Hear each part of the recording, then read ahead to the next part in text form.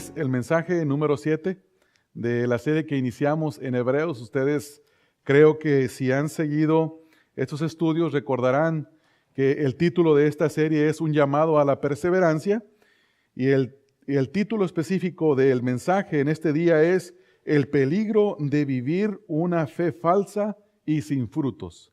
Voy a repetirlo: el peligro de vivir una fe falsa y sin frutos. Primeramente, hermanos, vamos a leer nuestro pasaje, que abarca el capítulo número 6, del versículo número 1 al número 8. Dice: por tanto, dejando ya los rudimentos de la doctrina de Cristo, vamos adelante a la perfección, no echando otra vez el fundamento del arrepentimiento de obras muertas, de la fe en Dios, de la doctrina de bautismos, de la imposición de manos, de la resurrección de los muertos y del juicio eterno. Y esto haremos si Dios en verdad lo permite, porque es imposible que los que una vez fueron iluminados y gustaron del don celestial y fueron hechos participantes del Espíritu Santo y asimismo gustaron de la buena palabra de Dios y de los poderes del siglo venidero y recayeron, sean otra vez renovados para arrepentimiento, crucificando de nuevo para sí mismos al Hijo de Dios y exponiéndole a vituperio. Porque la tierra que bebe la lluvia que muchas veces cae sobre ella y produce hierba provechosa a aquellos por los cuales es labrada, recibe bendición de Dios. Pero la que produce espinos y abrojos es reprobada. Está próxima a ser maldecida y su fin es el ser quemada. Este pasaje, hermanos, es uno de esos pasajes difíciles de entender. Y antes de estudiarlo necesitamos de tener eso en nuestra mente. Nadie puede entender la Escritura, tener un entendimiento claro de lo que la Biblia dice, si la gracia y la misericordia de Dios no está con uno y le da a uno el entendimiento para interpretar el pasaje correctamente y no sacar ninguna conclusión equivocada o algún error que afecte nuestras vidas y que deshonre al Señor. Es un pasaje, como dice el apóstol Pedro en 2 de Pedro 3:16, dice de la siguiente manera: casi en todas sus epístolas, hablando de ellas, de estas cosas, entre las cuales hay algunas difíciles de entender, las cuales los indoctos e inconstantes tuercen, como también las otras escrituras para su propia perdición. Es decir, que hay pasajes en la Escritura que son difíciles de entender. Si bien la Escritura, la palabra de Dios es clara, tiene claridad, hermanos. Uno la lee y cualquier persona que la lea correctamente, la estudie correctamente con la iluminación del Espíritu Santo, puede explicar lo que la Biblia dice con claridad, porque la palabra de Dios no es obscura. La palabra de Dios no necesita a un hombre que porque ese hombre tiene cierta iluminación, le dé claridad a las Escrituras. No, no es así. Somos los hombres quienes tenemos que entender lo que la Escritura dice a través de la iluminación del Espíritu Santo para poder decir qué es lo que cierto pasaje de la Escritura dice correctamente. Entonces, entendemos primero esto, que es un pasaje difícil y que si no se interpreta apropiadamente podemos llegar a conclusiones erróneas. Podemos llegar a conclusiones que afecten nuestra vida y deshonren al Señor. Decir que el Señor dijo algo que nunca ha dicho. Entonces, tenemos que tener cuidado al acercarnos a este pasaje. Pero al mismo tiempo, tampoco no vamos a tener temor. Vamos a acercarnos con la confianza de que si no entendemos hoy, posiblemente en unos cuantos años podamos entender, dependiendo de la madurez que el Señor nos vaya dando a cada uno de nosotros, ¿verdad, hermanos? Así es que vamos a tratar de hacer lo que es imposible para los hombres hacer, y es interpretar la Escritura. Únicamente el Espíritu del Señor nos puede dar entendimiento en estas cosas. Así es que vamos a entender el tema de este pasaje en primer lugar. Si ustedes leen conmigo, en el texto número 1 dice: por tanto, dejando ya los rudimentos de la doctrina de Cristo, y luego lea la siguiente frase: vamos adelante a la perfección. Quiere decir que este tema, el tema de este pasaje bíblico, del texto 1 al texto número 8, tiene el propósito de instruirnos en la perfección, en la madurez espiritual. Entonces, el tema es: madurez espiritual. Eso es lo que el autor tiene en mente y nosotros no podemos decir otra cosa.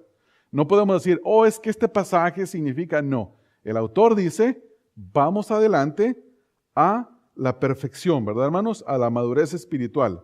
Ahora, el autor es muy claro y nos dice cómo esto es posible. Si ustedes leen conmigo el texto 3, dice, y esto haremos, y hay un sí condicional. ¿Cómo es posible que una persona pueda crecer? ¿Puede crecer por sí misma? Mientras más años pasen en la iglesia, ¿es más madura? Y la respuesta es no.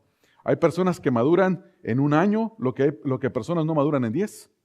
Pero el punto es entender por qué unas personas maduran más que otras. Y la respuesta está en el texto.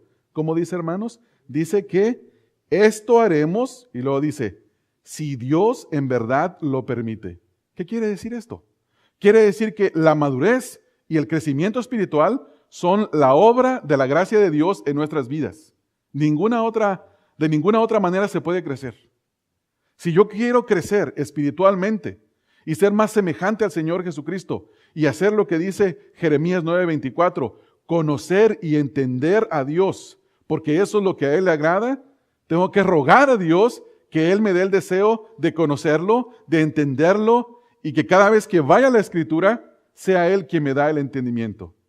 Yo no puedo acercarme a la Escritura con mis 5 diccionarios bíblicos de inglés, de español, de griego, de hebreo, los mejores comentarios bíblicos y decir, este pasaje lo voy a entender ahorita porque tengo todas las herramientas bíblicas. Eso es un error. No quiero decir que sea un error estudiar con diccionarios, ni con comentarios. El error es decir que tú mismo, que yo mismo puedo acercarme al texto y porque tengo unas herramientas lo voy a entender. No.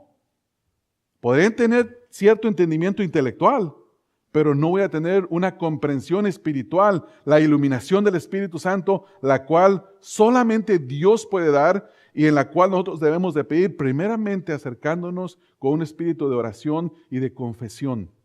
Debemos de confesar nuestros pecados. Esdras dice en la Escritura que se preparó acercándose al Señor, confesando su iniquidad, pidiendo que Dios lo limpiara, rogando que el Señor le diera entendimiento, que él pudiera conocer qué es lo que dice la Escritura para entonces poder enseñársela al pueblo. Entonces, tenemos bien claro esto. Es un pasaje difícil de entender.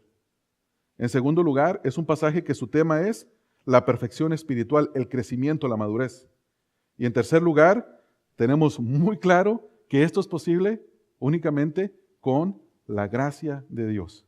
Necesitamos que el Señor derrame su gracia sobre nosotros. Ahora, hay 3 cosas que quiero observar en este pasaje y las 3 están en forma de pregunta. Primera pregunta, ¿en qué punto es imposible el arrepentimiento basado en los textos número 4 al texto número 6? Segunda pregunta, basada en estos mismos textos, ¿puede alguien ser un participante de los beneficios espirituales sin ser una persona no justificada? Es decir, que no sea salvo. Tercera pregunta, basada en los textos números 7 al 8. ¿Qué implicación tiene estos versículos para nosotros en el día de hoy? Y esto es lo que pretendemos, hermanos, entender en este texto. Primera cosa, hermanos, ¿en qué punto es imposible el arrepentimiento? En primer lugar, leemos textos 4 al 6. Note lo que dice. El texto número 4, el principio, se conecta con el texto número 6 y vamos a leer los primeros 4 y la primera frase y luego el 6 con la primera frase y luego las frases intermedias. Dice el texto 4, porque es imposible. Y la pregunta es, ¿qué es imposible? Y la respuesta está dada en el texto número 6. Dice en el texto 6, la parte que dice, arrepentimiento, texto 6, y recayeron, sean otra vez renovados para arrepentimiento. ¿Qué es imposible? Dice que hay un punto en la vida de las personas que experimentan algunas cosas espirituales, en que llegan a un punto en que les es imposible ser renovados para arrepentimiento. Hay un punto en el que no hay vuelta, y ese punto, de acuerdo a la Escritura, es la apostasía. Pero vamos a ver primeramente 5 cosas que experimentan estas personas que no tienen la oportunidad de arrepentirse. En primer lugar, dice el texto 4, porque es imposible que los que una vez, dice, ¿qué les ocurrió, hermanos? Fueron iluminados, número 1. Número 2, gustaron del don celestial. Número 3, fueron hechos participantes del Espíritu Santo. Número 4, gustaron de la buena palabra de Dios. Y número 5, y de los poderes del siglo venidero. 5 cosas que experimentaron este grupo de personas. Ahora, para poder entender esta epístola, una de las cosas que tenemos que tener en cuenta es a quién se le escribió esta epístola. El título de la epístola dice a los hebreos. El escritor de los hebreos, cuando uno lee la epístola, tiene 3 grupos en mente. En primer lugar, tiene grupo de los verdaderos creyentes. En cada grupo de seguidores del Señor Jesucristo, usted siempre va a encontrar verdaderos y falsos creyentes. Siempre. Lea los evangelios y va a leer, por ejemplo, en Juan capítulo 6, dice, y desde entonces, primero dice que, y dijeron sus discípulos, dura es esta palabra. Y después dijeron, y desde entonces muchos dejaron de seguirle. Quiere decir que había verdaderos discípulos como los apóstoles, los cuales el Señor Jesús les dice, ¿qué? ¿Ustedes también se quieren ir? Y Pedro dice, Señor, ¿a dónde nos iremos si solo tú tienes palabras de vida eterna? Entonces encontramos los 2 grupos.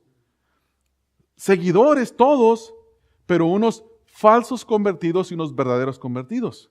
En el libro de Hechos tenemos el ejemplo de Simón el mago. Dice la Escritura que vio, creyó, se bautizó, siguió a los apóstoles y después mostró que era un falso convertido porque quería comprar el don de Dios para hacer negocio con la fe. Así como los falsos maestros que hay en el día de hoy, que hay uno en Texas que dice, si tú me mandas una ofrenda de la mejor cantidad que tú puedas, y donde tú y Dios sean testigos el uno del otro, que Dios te dé convicción que es lo más que tú puedes dar, y que tú tengas la convicción de que eso es lo más que puedes dar, yo te envío una moneda, la cual te servirá como un amuleto de fe. Imagínese eso en la vida cristiana. Y hay gente que manda porque ese ministerio hasta el día de hoy está en la televisión. Quiere decir que ha entrado mucho dinero. Pero nuestro punto es el siguiente. Volviendo a estos grupos. Primero, verdaderos creyentes. El segundo grupo, incrédulos que estaban convencidos intelectualmente del Evangelio. Usted sabe que hay mucha gente entre los creyentes que intelectualmente están convencidos de que el Evangelio es lo mejor, que Jesucristo es el único y verdadero Salvador, pero lo confiesan intelectualmente, que no siguen a los ídolos. Yo recuerdo bien a mi mente el papá de uno de mis amigos en la niñez, que yo le preguntaba a este amigo mío, oye, ¿por qué tu papá nunca viene a la misa cuando éramos católicos? Y me decía, mi papá no viene a la misa porque él no cree en los ídolos. Mi papá dice que hay un solo Dios y a ese Dios hay que adorarlo, pero no se congregaba en ningún lugar. Su vida no daba frutos de arrepentimiento y leía un libro famoso y muy bueno que son las Confesiones de San Agustín, un libro de teología pura. Entonces, el punto es, ¿cómo es posible que este hombre tenía cierto convencimiento de que el Evangelio es la verdad y que la idolatría la desechaba, pero no se congregaba ni en un lugar ni en otro? Tenía un convencimiento intelectual nada más. En tercer lugar, hay otro grupo que son los incrédulos que son atraídos por la persona de Cristo. Hay un grupo de teólogos, déjenme primero explicar esto. Ser teólogo se ha convertido en una profesión. Antes en el siglo, en 1700, ser teólogo era una persona que conocía a Dios, que entendía a Dios y que lo comunicaba al pueblo de Dios. Después, a finales de 1800, se convirtió en una profesión. Las universidades comenzaron a ofrecer carreras de teología. Ahora alguien puede ser teólogo en la Biblia y no creer en el Señor Jesucristo.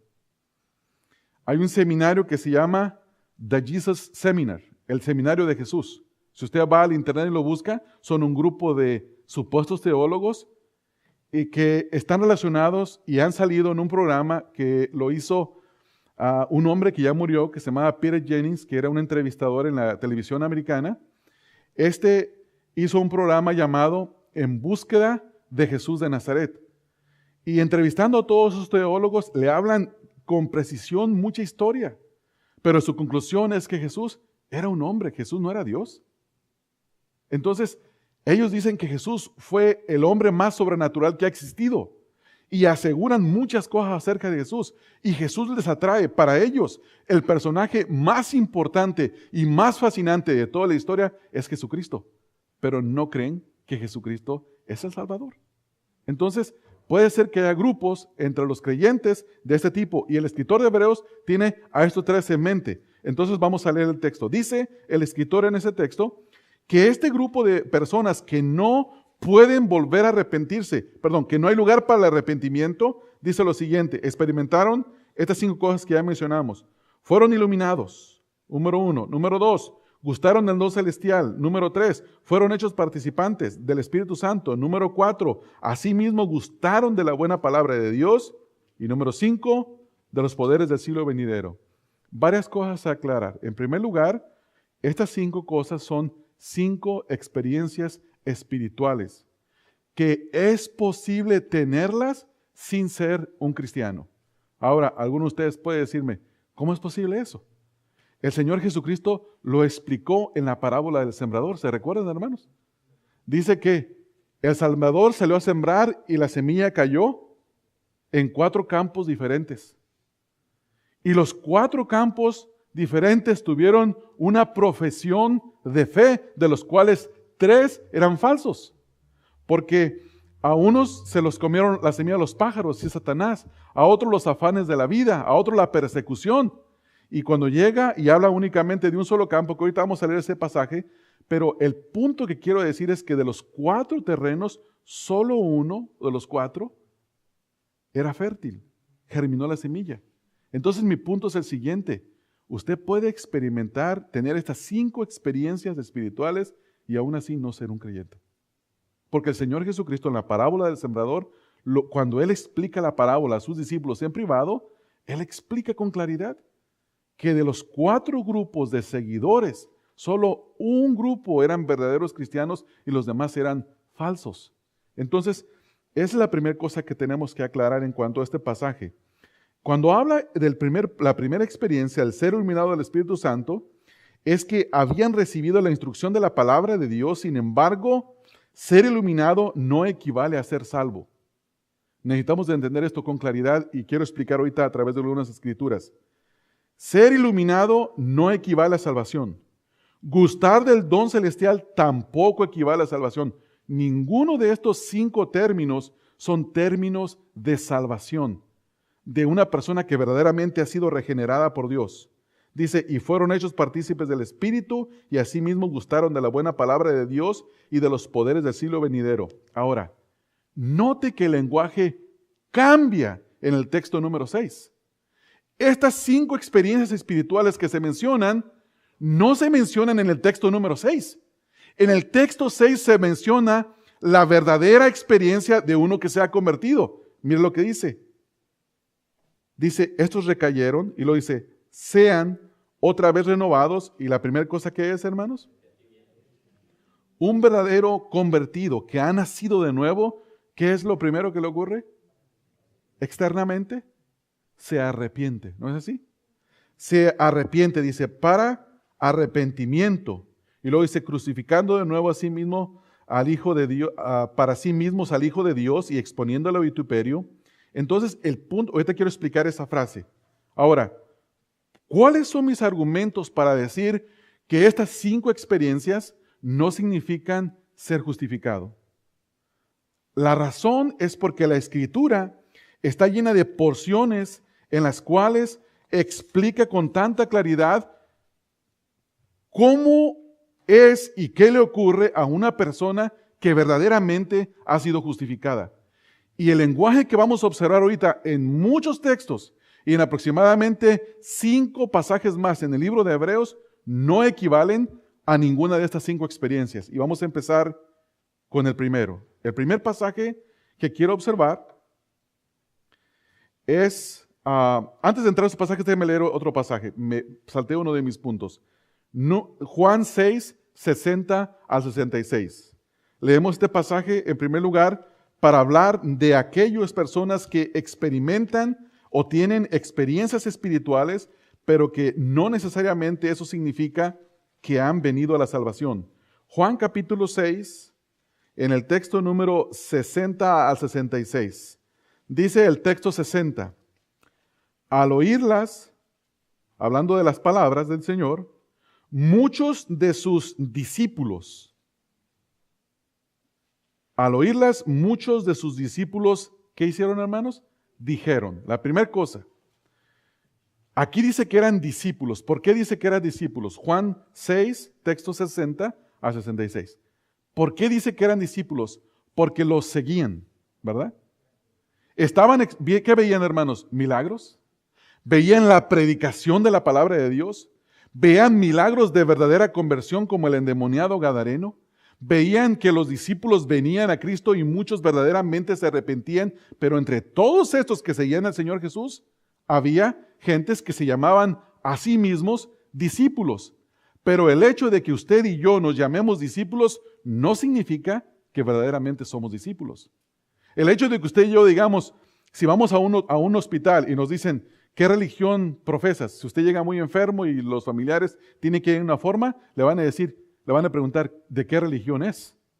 Porque si usted muere, ellos quieren llamar a un sacerdote católico, a un pastor evangélico o a, no sé, lo que usted siga. Entonces, el hecho de que una persona se registre como cristiano no quiere decir que es un verdadero cristiano. Un verdadero cristiano no se conoce por lo que dice, se conoce por sus frutos, por lo que hace. Y estas personas, miren, el texto número 6, 60 dice, al oírlas, es decir, las palabras, muchos de sus discípulos dijeron, ¿cómo reaccionaron a la palabra? Dura es esta palabra. Y la pregunta es, ¿quién la puede oír? ¿Quién la puede resistir? ¿Quién la puede resistir? Y luego dijeron, dice el texto, sabiendo Jesús en sí mismo que sus discípulos lo seguían. Jesús sabía que sus discípulos murmuraban de esto, les dijo, ¿esto les ofende? ¿Qué equivale la frase que dice, ¿quién la puede oír? El Señor Jesús no la interpreta. Dice que se ofendieron con las palabras del Señor Jesús. Texto 62. Pues qué si vieres al Hijo del Hombre subir a donde estaba primero. El Espíritu es el que da vida, pero la carne para nada aprovecha.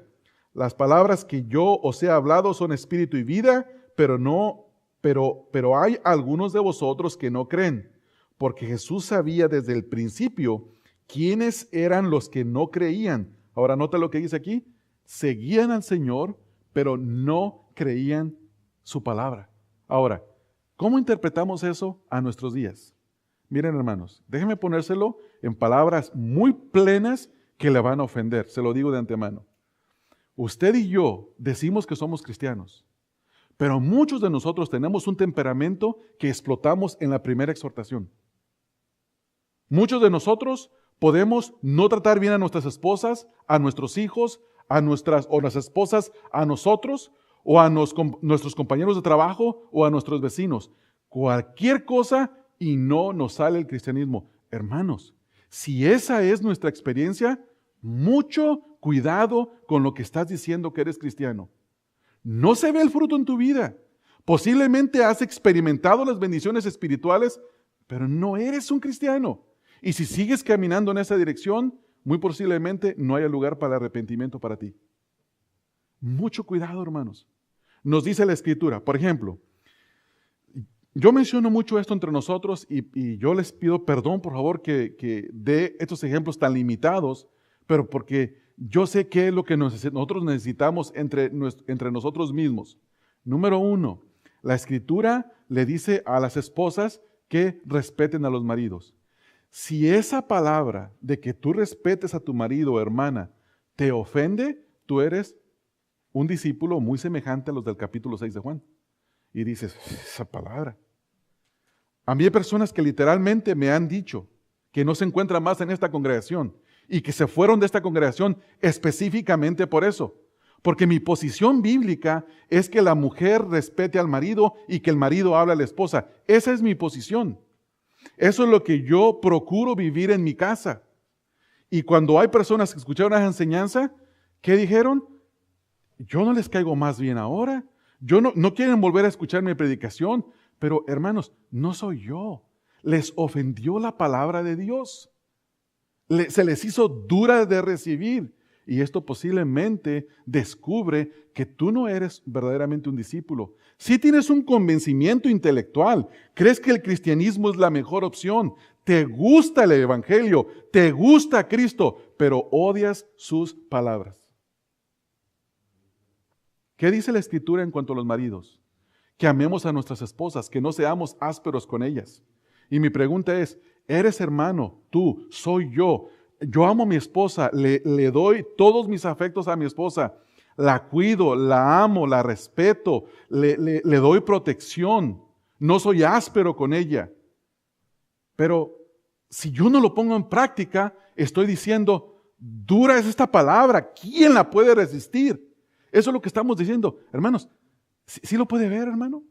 Es que eso es claro, es más claro que el agua. Entonces, miren, hermanos, cuando yo estaba leyendo esto, créanme, se los digo delante del Señor, yo lloré y temblé porque tengo temor que en el futuro no haya arrepentimiento para alguno de ustedes, hermanos. Lloré por mí mismo, porque no sea que yo sea un engañado y que en 10 años yo deje al Señor Jesús. Estoy rogando que el Señor me dé su gracia para crecer en Él y que no lo abandone, que no se haya un falso convertido y que no haya en el futuro para mí lugar para que no me pueda arrepentir, hermanos. Entonces, necesitamos de tomar la enseñanza de esta Escritura con mucha seriedad en este día, hermanos. Con mucha seriedad y ver lo que dice el texto de la palabra. Mira lo que dice. Texto número 62 nos quedamos. Dice, pues ¿qué si vieres al Hijo del Hombre subir a donde estaba primero? El Espíritu es el que da vida, la carne para nada aprovecha. Las palabras que yo os he hablado son espíritu y vida. ¿Cómo reaccionaron ellos? En la carne. ¿Por qué? Porque no habían nacido de nuevo. Y la pregunta es, ¿por qué lo seguían? ¿Por qué seguían al Señor Jesús? Si les ofendía su palabra. Les gustaban los milagros.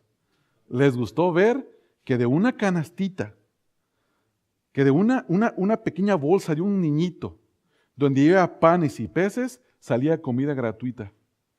Y que te sentaran en el pasto a gusto y que te sirvieran. Y te daban de comer. Y luego después se desaparecía Jesús y dice, Maestro, te extrañamos. Interpretación correcta, ¿dónde está la comida?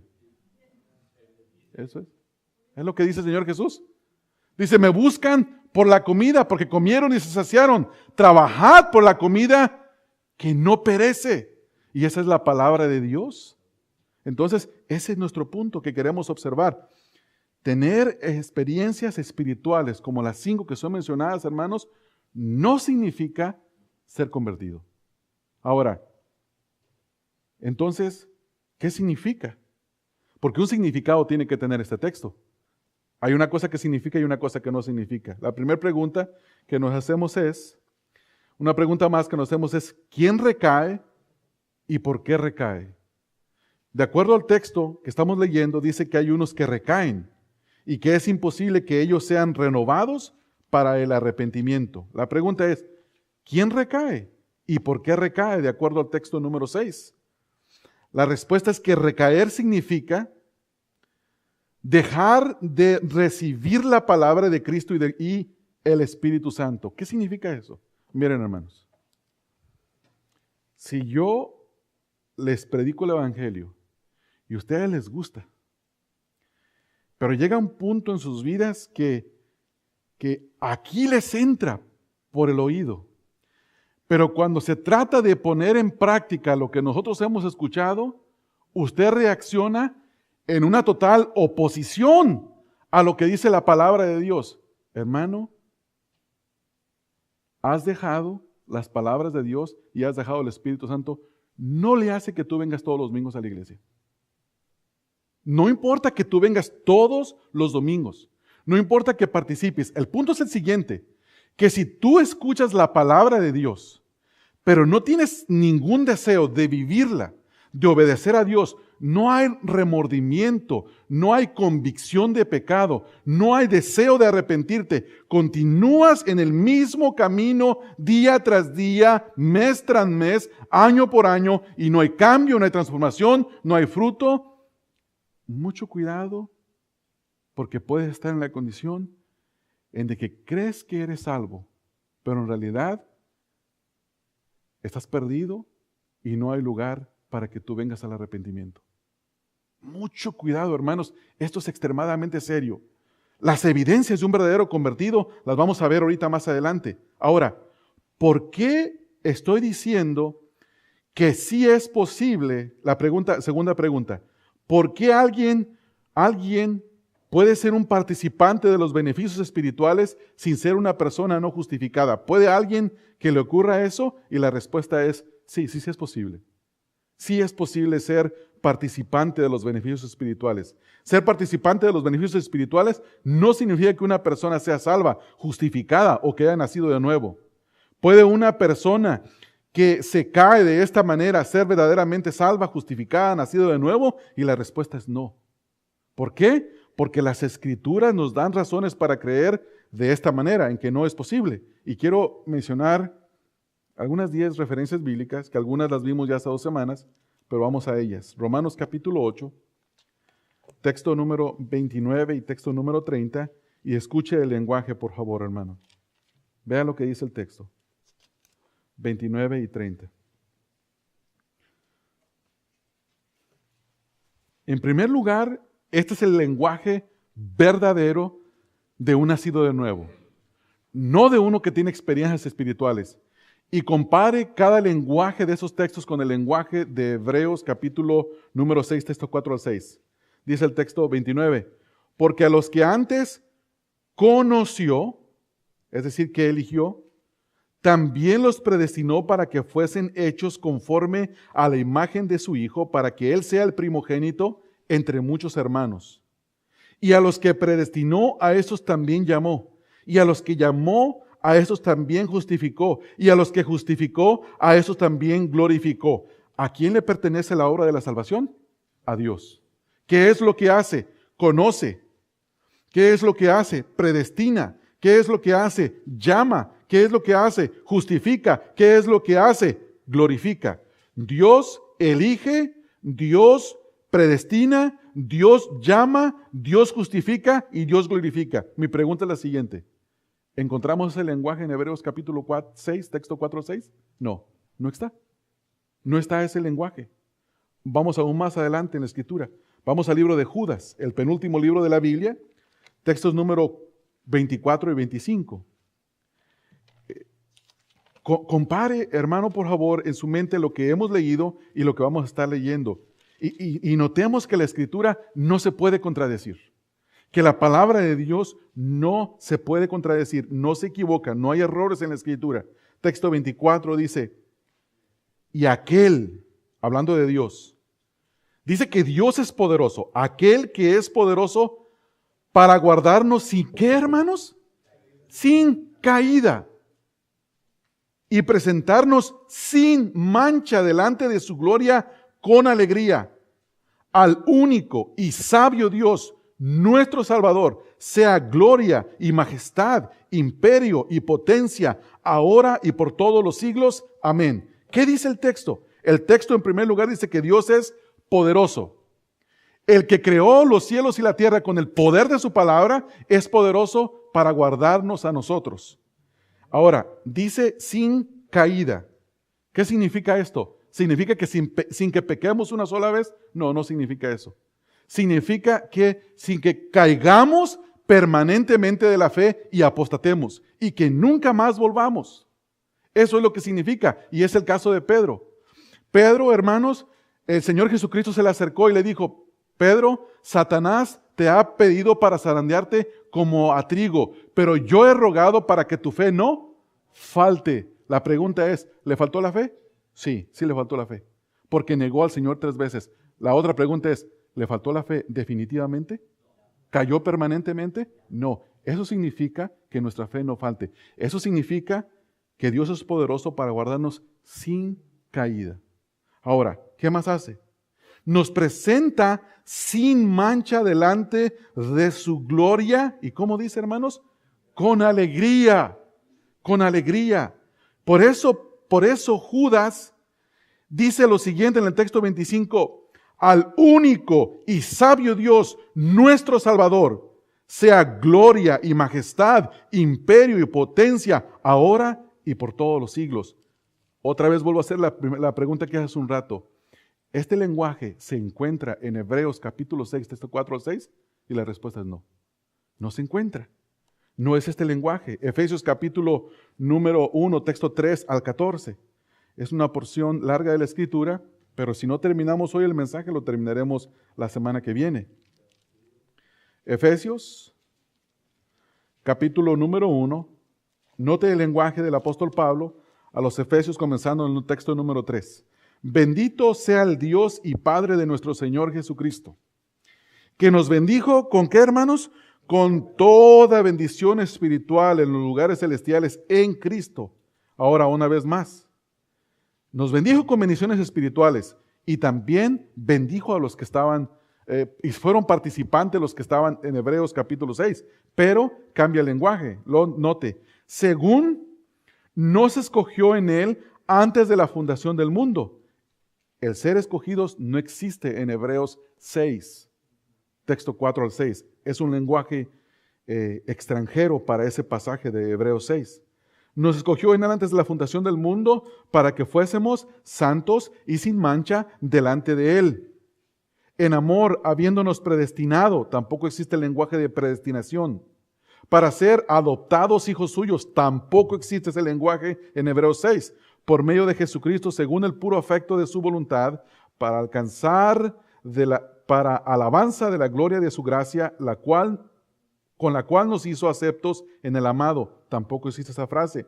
En quien tenemos redención por su sangre, tampoco esa. El perdón de pecados, tampoco esa, según las riquezas de su gracia, que nos hizo sobreabundar para con nosotros en toda sabiduría e inteligencia, y dándonos a conocer el misterio de su voluntad, según su beneplácito, el cual se había propuesto en sí mismo de reunir todas las cosas en Cristo en la dispensación del cumplimiento de los tiempos.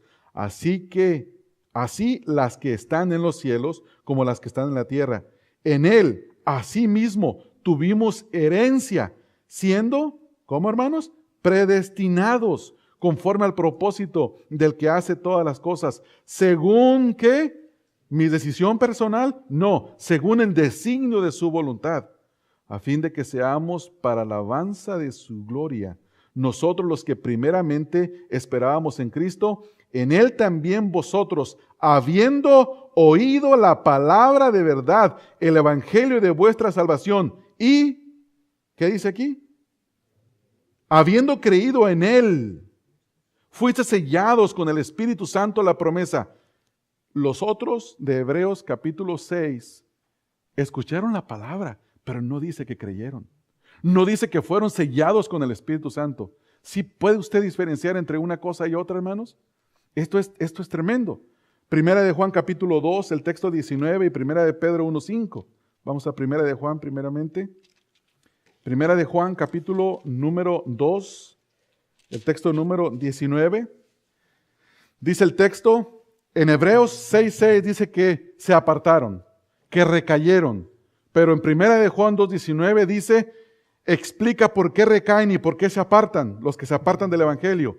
Salieron de nosotros, pero no eran de nosotros, porque si hubiesen sido de nosotros, y escucha esta frase, ¿qué dice, hermanos? No se habrían apartado de nosotros, ¿verdad, hermanos? Pero salieron, ¿con qué propósito? Para que se manifieste que no todos son de nosotros. Entonces, ¿qué es lo que ocurre a una persona que se aparta del Evangelio y que se va? ¿Qué es lo que le ocurre, hermanos? ¿Tiene alguna esperanza aparte de Cristo? No. No hay ninguna esperanza aparte de Cristo. Ahora, la frase que vemos en el capítulo número 6, texto 6, dice que no pueden volver a crucificar al Hijo de Dios, significa exactamente eso. Que aparte de la obra de nuestro Señor Jesucristo, no hay ninguna otra posibilidad. Que no hay lugar para salvación. Que es imposible que lo que ya escucharon, lo que experimentaron, lo que vivieron, toda la experiencia espiritual que tuvieron, les sea repetida, porque se les dio lo que se les iba a dar y es imposible que ellos puedan volver al arrepentimiento. Primera de Pedro, capítulo número 1, texto número 5. Esa es la otra porción bíblica que quedamos en leer. Vamos a leerla, texto número 5. Dice Pedro, que sois, primera pregunta, Hebreos 6:6 dice que recayeron, ¿verdad, hermanos? Y el texto número 5 dice Pedro que es imposible que una persona que ha sido salvada apostate, ¿cómo se dice? ¿Apostate de la fe? Sí, ¿verdad, hermano? Está correcto. Apostate de la fe. Dice que sois guardados por el poder de Dios mediante la fe. ¿Qué le ocurre a un verdadero cristiano, hermanos? ¿Por qué es posible que persevere hasta el fin? Porque es guardado por el poder de Dios mediante la fe, para alcanzar la salvación que está preparada para ser manifestada en el tiempo postrero. Entonces encontramos en el lenguaje bíblico que esto de que un verdadero creyente se aparte o apostate es imposible, y que el lenguaje de las experiencias espirituales que observamos en Hebreos 6, 4 al 6, no es el lenguaje bíblico para uno que ha sido justificado, uno que ha sido salvado, uno que ha sido nacido de nuevo. Vamos ahora a ver dos referencias en el libro de Filipenses. Hay muchas más, pero quiero saltar algunas y me quiero concentrar en dos del Antiguo Testamento específicamente. Filipenses capítulo número 1, texto 6 y Filipenses 2:13. En primer lugar, Filipenses 1:6. Dice, estoy en el capítulo 2, perdonen. Ahora sí, 1:6. Dice el texto. Pablo dice que él está persuadido de esto. ¿De qué estás persuadido, Pablo? Dice, que el que comenzó en vosotros la buena obra, la perfeccionará hasta el día de Jesucristo. Dos preguntas. ¿Quién inicia en nosotros la obra de la salvación? El Señor. ¿Quién perfecciona nuestra salvación? El Señor. Entonces, ¿la salvación depende de ti o depende del Señor? Del Señor. Y cuando se nos manda a que nos ocupemos en nuestra vida salvada, aún así es del Señor. Porque si no rogamos al Señor, no podemos hacer lo que al Señor le agrada. Capítulo 2, texto número 13. Fíjese lo que dice y lo que el apóstol Pablo dice es tremendo. Capítulo 2, texto número 13. De tal manera, estoy mal yo, no es el 13. Ocupados en vuestra salvación con temor y temblor. Yo estoy leyendo el capítulo 1, ustedes me perdonan. Me fui al capítulo 1 todavía. Aquí está 13, 2:13, perdón. Porque Dios es el que produce en vosotros. Dios es el que en vosotros produce, ¿qué, hermanos? El deseo de obedecerlo y el obedecerlo. Ahora, ¿qué es lo que se mueve en nosotros? Su voluntad, la voluntad de Dios. Y recuerdan lo que dice el escritor de Hebreos en el capítulo 6, texto 1. Dice, por lo tanto, avancemos hacia la perfección. Y luego el texto 3 dice, esto haremos si Dios lo permite. Eso sí es bíblico. Eso sí dice con referencia a lo que estamos hablando. Ahora, léase el texto número 12. Texto 12, aquí mismo dice, por tanto, amados míos, como siempre habéis obedecido, no como en mi presencia solamente, sino mucho más ahora en mi ausencia, ocupaos en vuestra salvación con temor y temblor. Se nos manda que nos ocupemos en la vida salvada, pero se nos dice que para poder hacer esto es Dios quien produce esto en nosotros. Lo mismo que dice Hebreos. Hebreos dice, avancemos hacia la madurez, hacia la perfección. Pero dice, esto se puede hacer si Dios lo permite. Eso sí tiene comparación. Pero lo otro, el capítulo 6, texto 4 al 6, es el lenguaje, no es el lenguaje de uno salvo. Entonces, eso responde a nuestra pregunta. Si quieren anotar unas referencias bíblicas que no voy a leer por cuestión del tiempo. Primera de Corintios 1, 8 al 9. Primera de Tesalonicenses 5, 23 al 24. Gaby, ¿me pasas mi agua, por favor?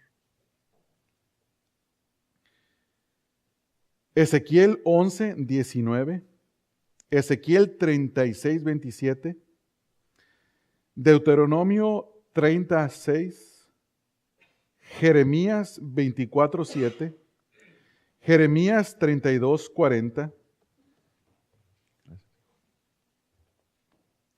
Esas referencias las podemos utilizar para seguir leyendo sobre este tema. Ahora, voy a darle las referencias que también el autor de Hebreos nos da para decirnos que una persona sí puede participar de las experiencias espirituales sin ser justificada. Capítulo 3, texto número 14 y capítulo 3, texto 6. Capítulo 10, texto 14. Capítulo 13, texto 20 al 21. Ahora, otra referencia que es donde me quiero enfocar en este último punto es lo siguiente. Dada en el mismo capítulo número 6 de Hebreos. ¿Cómo interpretamos los textos número 4 al texto número 6? No necesitamos interpretarlos. ¿Qué quiere decir? ¿Cuál es el verdadero significado de esto? Que una persona puede participar de las bendiciones espirituales y que al final, en el texto número 6, recae y no puede ser renovado para arrepentimiento, crucificando de nuevo al Hijo, crucificando de nuevo para sí mismo al Hijo de Dios y exponiéndose al vituperio público. ¿Qué quiere decir eso? Mire, en el texto número 7 al texto número 8, lo explica de tal manera que cualquier persona que tenga un nombre y atrás de su nombre tenga PhD, DR, todos los esos nombres que tienen las personas profesionales, lo entienda. Y para el campesino raso que acaba de salir de sembrar maíz y que tiene los pies partidos y que se acaba de poner sus guaraches, también lo entienda. Mire lo que dice el texto, texto 7. Él lo ve así de esta manera. Un verdadero convertido da fruto. Un falso convertido puede estar en la iglesia, pero no da fruto. Y lo explica así. Porque la tierra que bebe la lluvia, que muchas veces cae sobre ella y produce hierba provechosa, aquí está el fruto, hierba provechosa a aquellos por los cuales es labrada, recibe bendición de Dios. ¿Qué significa esto? Está haciendo una analogía. La analogía es la siguiente.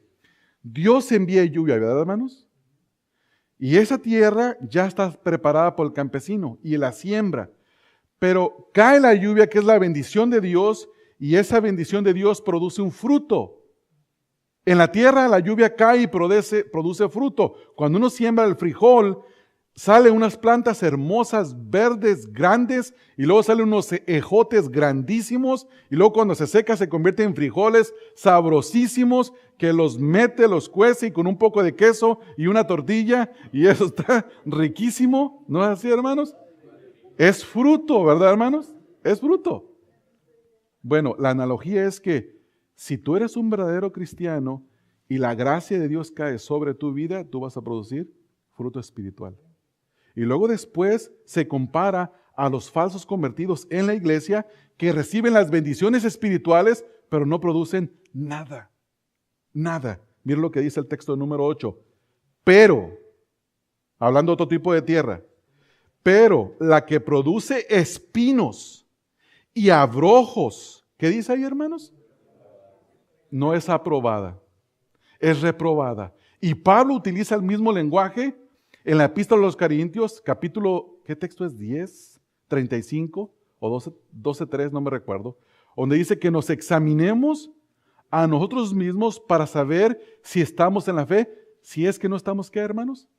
Reprobados. Quiere decir que un verdadero creyente no está reprobado porque produce ¿qué?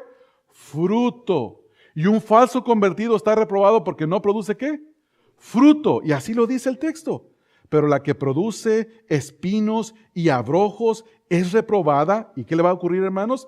Está próxima a ser maldecida. Y su fin es el ser quemada. Castigo en el infierno. Por siempre. Y la pregunta entonces, somos muchos acá, somos muchos. ¿Quién es cristiano? ¿Quién no es cristiano? El cristiano es el que escucha la palabra de Dios, que es la gracia de Dios que cae sobre su vida, pero cuando cae, produce frutos de justicia. El fruto del Espíritu Santo es evidente. Pero el falso convertido escucha la palabra de Dios, como dice el texto. Hermanos, ¿no es claro? Miren lo que dice. Dice el texto. Fueron iluminados, gustaron del don celestial, fueron hechos participantes del Espíritu y asimismo, ¿qué dice? Gustaron de la buena palabra de Dios. ¿Pero cuál fue el resultado? Texto 8. No produjeron frutos, no produjeron hierba provechosa como lo está diciendo en el texto número 7. Entonces la analogía es la siguiente. Nosotros somos la tierra, la semilla es la palabra de Dios, la lluvia es la gracia que hace germinar la palabra de Dios en nuestras vidas. Un falso convertido y un convertido se distinguen de esta manera. Los dos reciben la palabra, pero solo uno recibe la gracia de Dios que produce fruto. El otro recibe la gracia de Dios también, pero no produce nada. ¿Por qué? Porque no ha nacido de nuevo. Porque no hay un corazón en el cual se puede obrar. Déjenme concluir con estas referencias. Ezequiel 11, 19. Ya les di ese texto, pero no puedo dejar de leerlo. El libro de Ezequiel está después de Jeremías, de Lamentaciones, perdón. Ezequiel capítulo número 11, texto 19. Mire lo que dice la Escritura con referencia al corazón que puede producir y al que no puede producir. ¿Qué ocurre cuando la gracia de Dios cae en nosotros? ¿Por qué unos producen fruto y por qué unos no producen fruto? ¿Por qué? Porque unos tienen un corazón, una tierra que ha sido labrada, que ha sido preparada por Dios y que tiene buena semilla y produce fruto. Dice aquí el texto. Y les daré un corazón y un espíritu nuevo, y pondré dentro de ellos, y quitaré el corazón de piedra de en medio de su carne, y les daré un corazón de carne. ¿Para qué? Texto 20. Para que anden en mis ordenanzas, y guarden mis decretos, y los cumplan, y me sean por pueblo, y yo sea ellos por Dios. Vamos a repetir nuestra analogía. El escritor de Hebreos dice que hay tierra, ¿verdad, hermanos? Esa tierra le cae lluvia. Pero una tierra fue preparada y labrada. La otra no, porque aunque le caiga la semilla, como la parábola del sembrador, llegan los pájaros y se tragan la semilla. Cae sobre las piedras, sobre el predel, y la raíz no puede profundizar, y cae sobre el terreno pedregoso, y cuando viene el sol, ¿qué hace?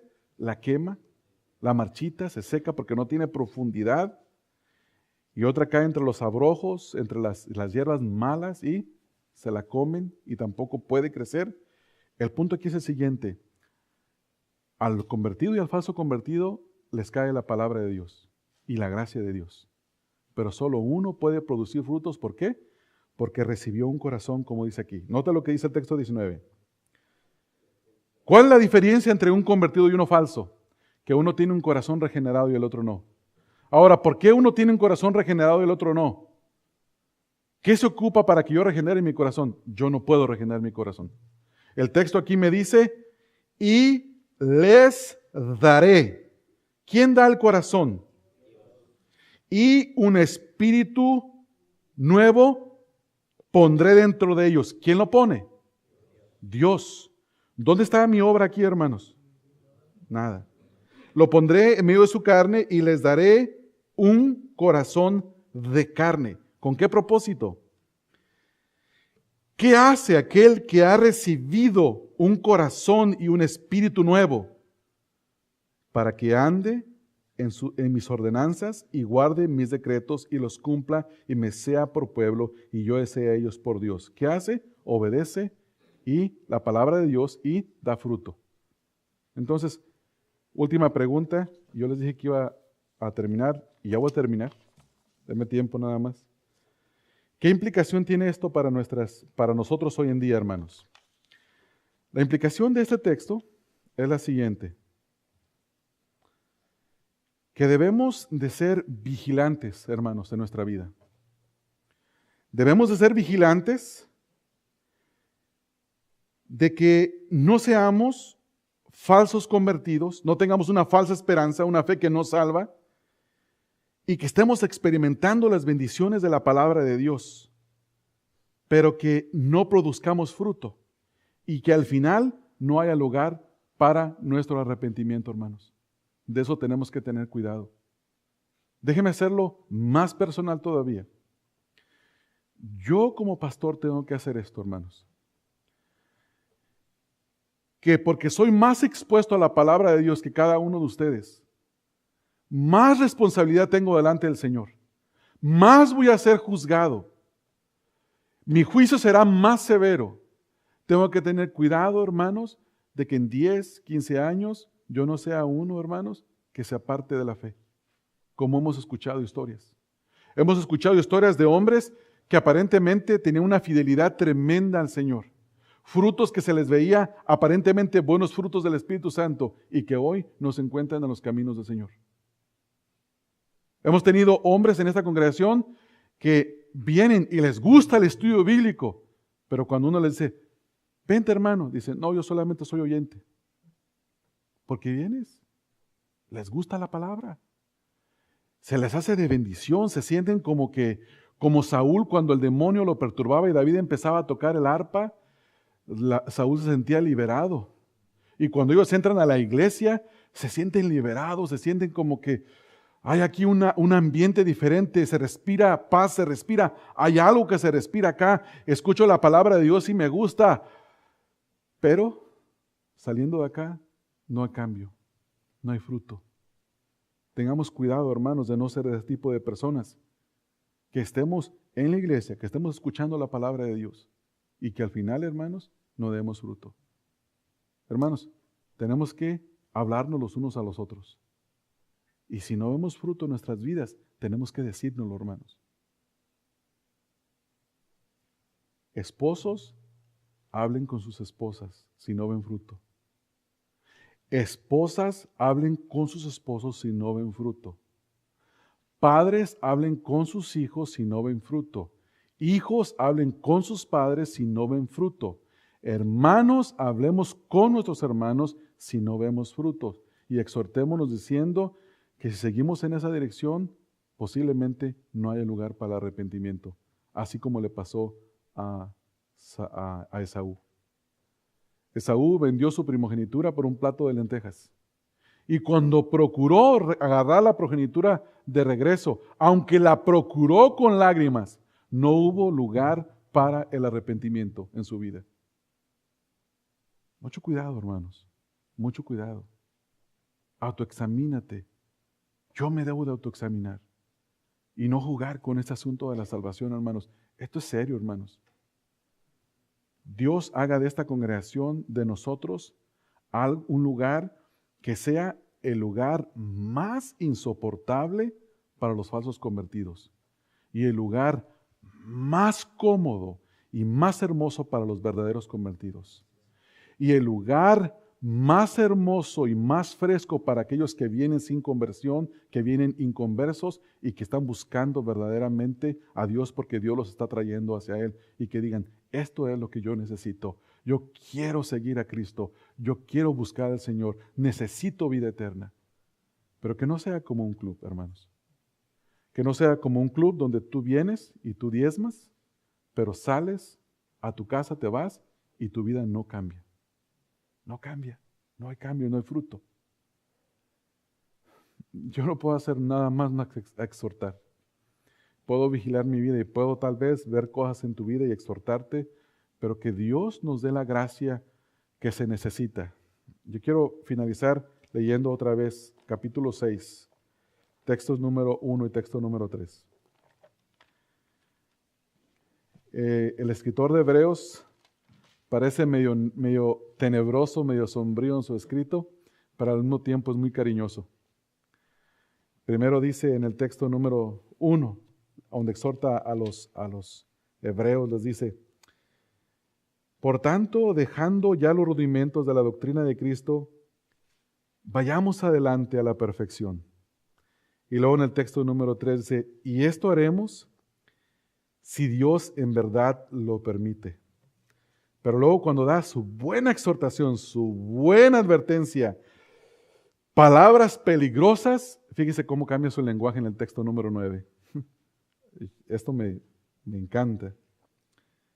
Pero en cuanto a vosotros, oh amados, estamos persuadidos de cosas mejores y que pertenecen a la salvación, aunque hablamos así. ¿Qué quiere decir eso? Hablamos así. Que tenemos que advertir, hermanos. Tenemos que advertir. Y también tenemos que dar seguridad. Tenemos que dar la seguridad que el que viene a Cristo, el Señor no lo rechaza. Que el que a Él viene en arrepentimiento, el Señor lo toma, lo abraza. Tenemos que afirmar esas cosas. Pero también tenemos que afirmar que si eres un hombre o una mujer soberbio y rebelde que no da fruto, el Señor no te va a recibir. No te va a recibir. Que el Señor nos dé su gracia, hermanos, en esta mañana. Amén. Oramos. Padre, te quiero dar gracias, Señor, por la exhortación de tu palabra, que es para nosotros, Señor, los que hemos creído en ti, aquellos a quienes nos has salvado, como un bálsamo de aceite que sana, Señor, como agua refrescante para el alma sedienta, como una espada que penetra en el corazón y que discierne, Señor, lo que verdaderamente hay adentro. Señor, danos tu gracia en este día para continuar en la vida salvada que tú nos has dado, Señor, para continuar perseverando. Yo te ruego, Señor, por aquellos que vienen y que disfrutan, Señor, de la palabra y que aún más creen que son creyentes, pero que viven vidas, Señor, como que nunca han tenido la experiencia de haber sido salvados. Que viven vidas, Señor, donde sus frutos no son de justicia, son espinos, son abrojos, son reprobados y están próximos para ser echados en el fuego que arde. Ten misericordia, Señor, y concédenos tu gracia para seguir creciendo en la gracia y el conocimiento de Cristo Jesús. Y que en esta mañana, Señor, cada uno de nosotros pueda salir temblando delante de tu palabra, Señor, examinándonos, Padre, y afirmándonos también, Señor, cuando vemos la obra tuya en nuestras vidas. Señor, santifica tu iglesia, salva a los perdidos y glorifícate en medio de nuestros. Te lo ruego en el nombre de Cristo Jesús, Padre. Amén.